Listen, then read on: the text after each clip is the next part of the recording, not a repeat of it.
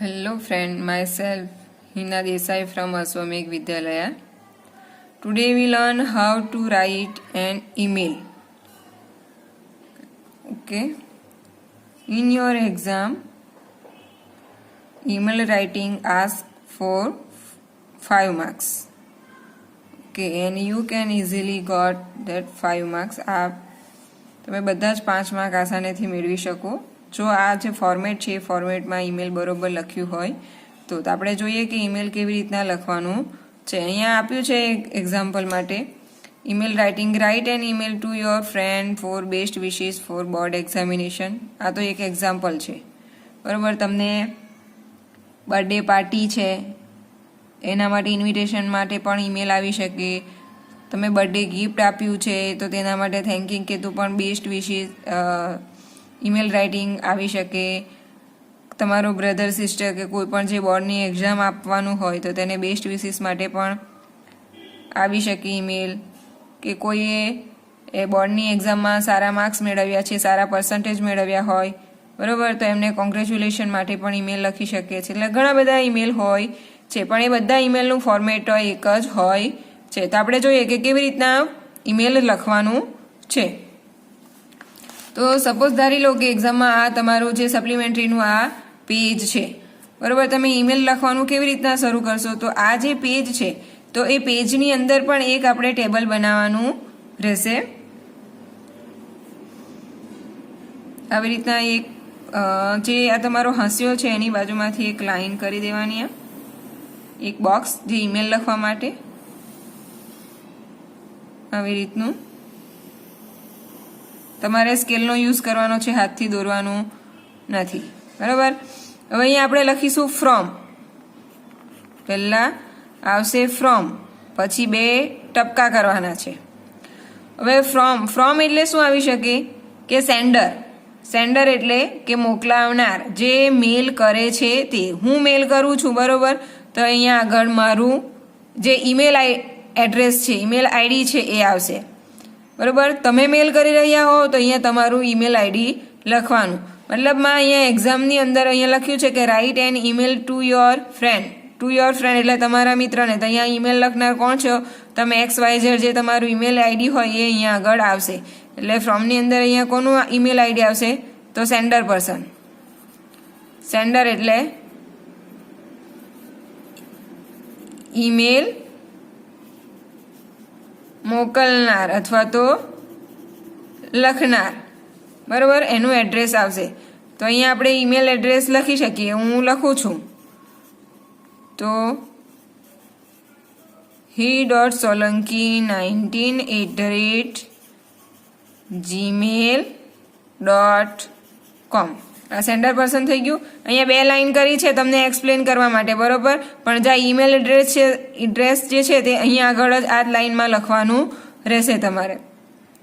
From છે, પછી ફ્રોમની નીચે આવશે ટુ. હવે ટુ લખો છો તો આ ફ્રોમ છે એની નીચે ટુ લખવાનું છે, અહીંયા ટુ નથી લખવાનું. અને આ ટપકા એની સીધી લાઈનમાં જ આવવા જોઈએ. ટુ લખ્યું છે તો ટુમાં કોણ આવશે કે આપણે જેને ઈમેલ લખવાના છે એ વ્યક્તિ આવશે. અહીંયા કોને આપણે આપણા ફ્રેન્ડને મોકલવાનું છે બેસ્ટ વિશિસ માટે. તો આપણા ફ્રેન્ડનું જે ઈમેલ એડ્રેસ છે તો એ આવશે xyzabc18@gmail.com. કોઈ પણ આવી શકે. તમે અહીંયા લખી શકો છો જેને મોકલવાનું છે એને. પછી આવશે CC અને ડોટ. આ ડોટ મૂકવાના નથી, CC સાથે જ લખવાનું છે.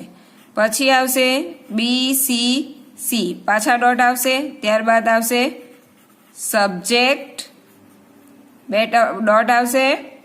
પછી આવશે તમારી ડેટ, પછી 2 ટપકા, અને પછી આવશે અહીંયા આગળ attachment.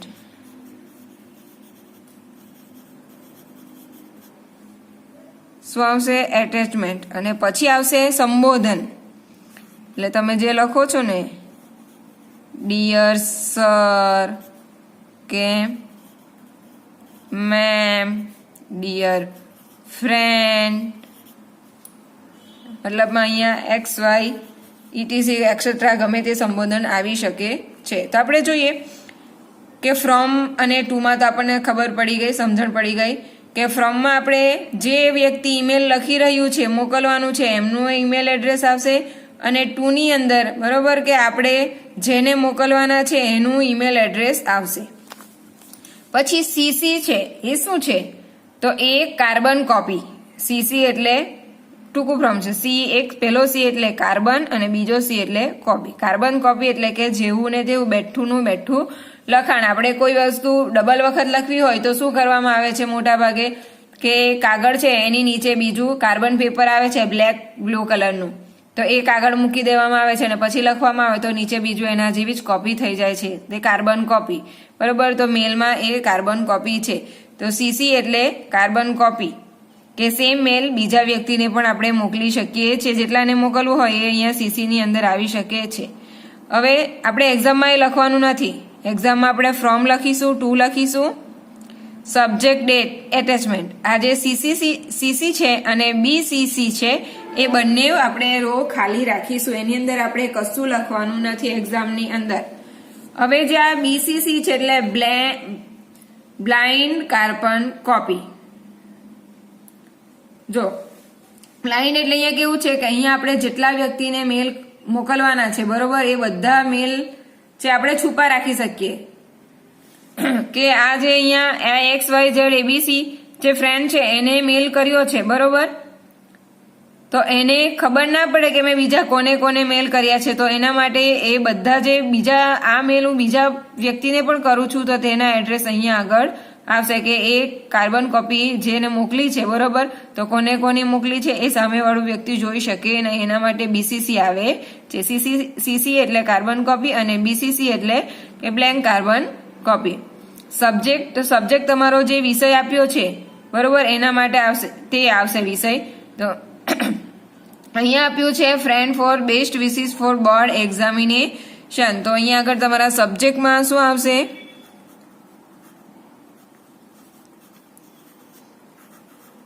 Wishes for board examination.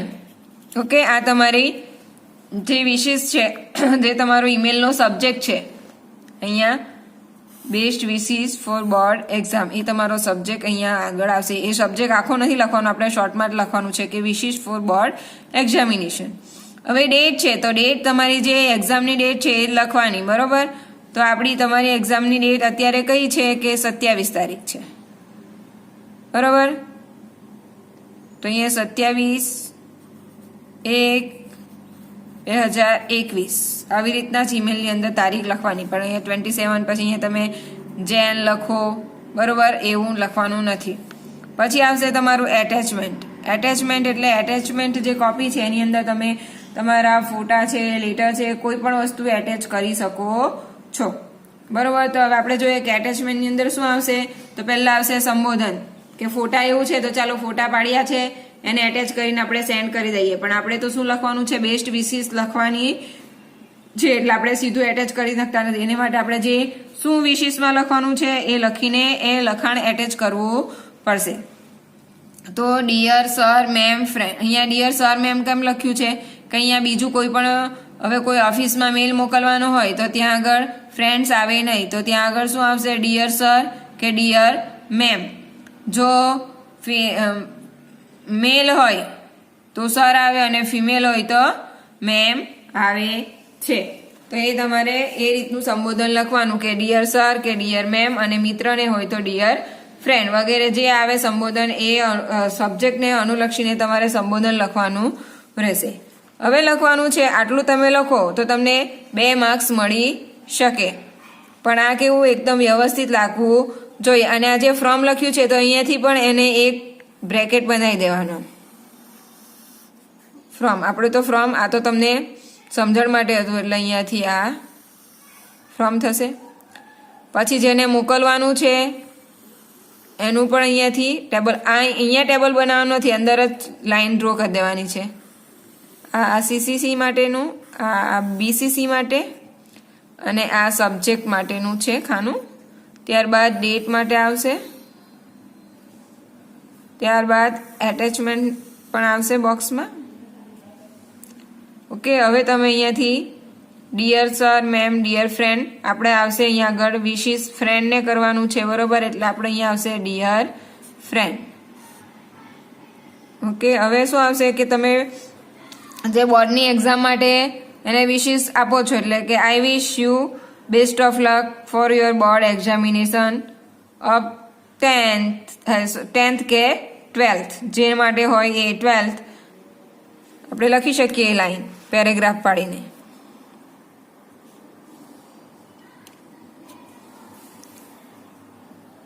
આ જે ડિયર સર મેમ લખ્યું છે ત્યાંથી નીચે જ પેરેગ્રાફ પાડીને લખવાનું હોય છે કે I wish you best of luck for your board examination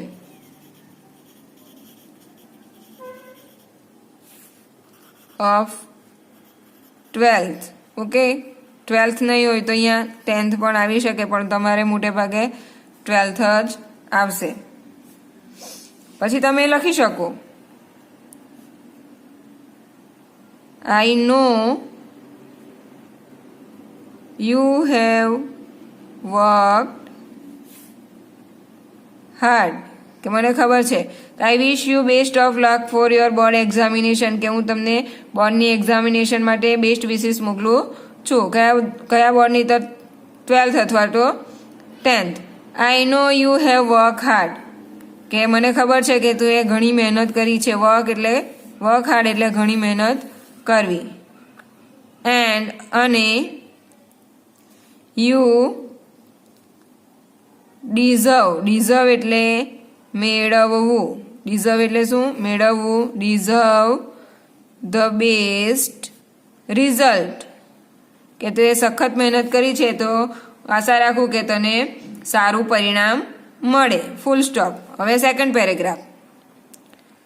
પેરેગ્રાફમાં શું કહેવાનું છે કે તમારે એને કહેવાનું છે કે હા ભાઈ ટેક કેર, સાચવજે. શું સાચવજે? યોર હેલ્થ, કે તારી તબિયત સાચવજે. Take care of your health. અને બીજું ત્યારબાદ શું કહેવાનું કે ટેક હેલ્ધી ફૂડ. હેલ્ધી એટલે કેવું કે સંપૂર્ણ પોષણવાળું, તંદુરસ્ત. ટેક હેલ્ધી ફૂડ, કે સારો ખોરાક, જે તંદુરસ્ત આહાર છે એ ખાવાનું. કે ભાઈ ચીઝ, પીઝા, બર્ગર ખાવું નહીં બોર્ડની એક્ઝામના સમયે, કારણ કે ત્યારે ગરમી હોય છે અને પેટમાં ગડબડ થઈ જાય છે. એટલે સાદો ખોરાક જ લેવો એક્ઝામ સમયે. ત્યારબાદ શું આવશે? બીજી શું શિખામણ મોકલે છે કે યુ મસ્ટ રિવાઇઝ એટલે પુનરાવર્તન કરવું. રિવાઇઝ એટલે પુનરાવર્તન. You must revise all the subject એટલે વિષયો, કે તારે બધા જ વિષયોનું પુનરાવર્તન કરવાનું છે. અને મસ્ટ બી રેડી એટલે તૈયાર થવું. Must be ready for exam, તારે એક્ઝામ માટે ફરજિયાત તૈયાર થવાનું છે. કેવી રીતે? વિથ કોન્ફિડન્સ, કે તારે એક્ઝામમાં કોન્ફિડન્સ સાથે તૈયાર થવાનું છે. ત્યારબાદ ત્રીજો પેરેગ્રાફ પાડીએ. પછી આશીર્વાદ આપે છે કે મે ગોડ બ્લેસ યુ, કે મે ગોડ હેલ્પ યુ, કે તે વાંચ્યું છે તો ભગવાન તને મદદ કરશે જ અને તારું પરફોર્મન્સ છે બરોબર એ ખૂબ જ સરસ જશે. કે મે God help you perform your best, કે તે લખ્યું છે એના માટે, તે વાંચ્યું છે, મહેનત કરી છે એના માટે ભગવાન તને મદદરૂપ થાય. અને ઓબ્ટેન એટલે મેળવવું. Obtain the best result in this examination,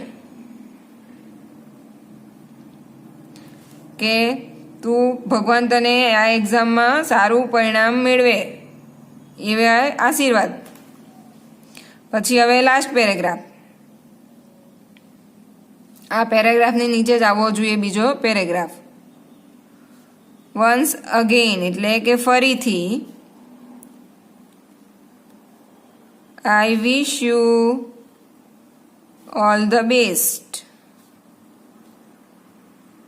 two pass the exam with the best result. Okay, અહીંયા તમારો પેરેગ્રાફ પૂરો થાય છે. પછી એની નીચે આવશે યોર સિન્સિયરલી, પછી આવશે કોમા, પછી જે તમે અહીંયા આગળ આપણે સ્ટાર્ટિંગમાં કોનું એડ્રેસ જે લખ્યું છે એ આવશે. તો અહીંયા આવશે ઓકે હીર સોલંકી. પછી આ જે તમારું બ્રેકેટ છે એને તમારે પૂરું બંધ કરી દેવાનું રહેશે. ઓકે, તો આપણે ફરીથી એકવાર જોઈ લઈએ કે ફ્રોમમાં જેને મોકલવાના છે એનું એડ્રેસ આવશે, સોરી જે મોકલવાનું છે એ આવશે લખનારનું એડ્રેસ. ટુમાં જેને મોકલવાના છે એનું ઈમેલ એડ્રેસ આવશે. સીસીસી બીસીસી આપણે બ્લેન્ક રાખીશું. સબ્જેક્ટ આપણે જે શોર્ટમાં લખવાનું છે જેના વિશે પૂછ્યું હોય એ તારીખ, તમારી જે દિવસે એક્ઝામ હોય એ તારીખ તમારે લખવાની રહેશે. એટેચમેન્ટ લખીને આપણે બ્લેન્ક છોડીશું. નીચે પછી સંબોધનમાં આવશે ડિયર સર, મેમ, ફ્રેન્ડ, કે જે સબ્જેક્ટને લખતું હોય તે આવશે. આપણે બોર્ડ એક્ઝામ માટે લખીએ ફ્રેન્ડને એટલે આપણે અહીંયા લખવાનું રહેશે ડિયર ફ્રેન્ડ.